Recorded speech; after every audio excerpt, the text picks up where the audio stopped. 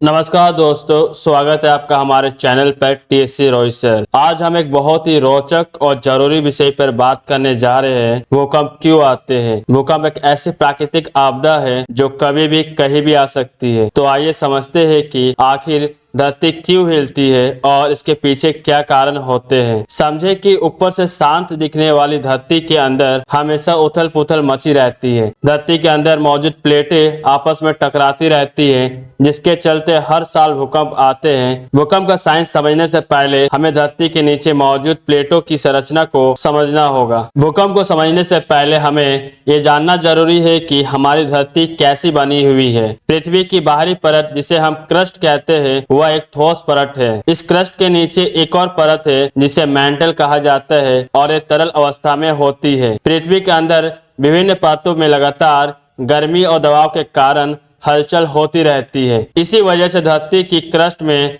बड़ी बड़ी tectonic plates होती है जो लगातार हिलती और खिसकती रहती है। धरती की सतह पर लगातार 7 बड़ी और कई छोटी टेक्टोनिक प्लेट्स होती है। ये प्लेट्स बहुत धीरे धीरे लेकिन लगातार मूव करती रहती है।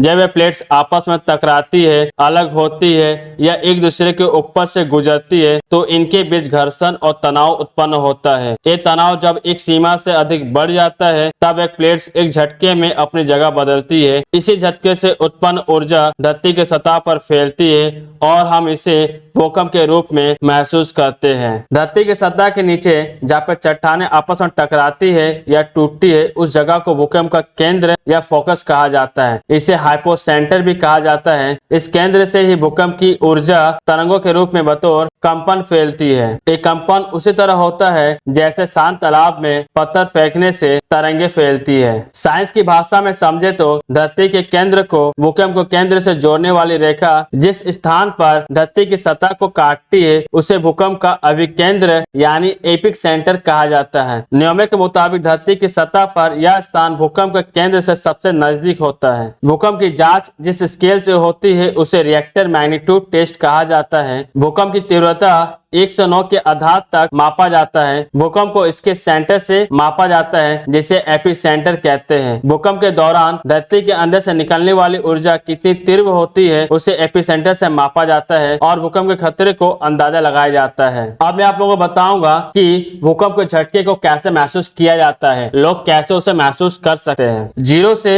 1.9 के बीच यह सिर्फ सिस्मोग्राफ द्वारा ही पता चलता है। 2 से 2.9 के बीच हल्का कंपन होने लगता है। 3 से 3.9 के बीच आप चलती ट्रेन के पास खड़े होते हैं, ऐसा फील होता है भूकंप का। 4 से 4.9 के बीच दीवारों पर टंगी घड़ी फ्रेम हिलने लगती है। 5 से 5.9 के बीच फर्नीचर हिलने लगती है। 6 से 6.9 के बीच इमारतों में दरार पैदा होना, ऊपर की मंजिलों में नुकसान होने की संभावना होती है। 7 से 7.9 के बीच जमीन के अंदर पाइप फट जाती है, इमारतें गिरने लगती हैं। 8 से 8.9 के बीच सुनामी का खतरा बढ़ जाता है, इमारतों सहित कई बड़े पुल गिरने की संभावना बढ़ जाती है। 9 या इससे अधिक सबसे बड़ी तबाही का बिंदु होता है। समुद्र आसपास हो तो सुनामी की संभावनाएं बढ़ जाती है, इंसान को धरती लहराते हुए नजर आने लगती है। भूकंप से बचने के लिए कुछ जरूरी सावधानियां बरतनी चाहिए। जब भी आपको भूकंप महसूस हो तो तुरंत सुरक्षित स्थान पर चले जाए। दरवाजे, खिड़कियां और भारी फर्नीचर से दूर रहे। अगर आप घर के अंदर है तो किसी मजबूत टेबल के नीचे छिपे और अगर आप बाहर है तो खुली जगह की ओर भागे जहाँ कोई इमारतें या बिजली के खंभे ना हो। तो दोस्तों,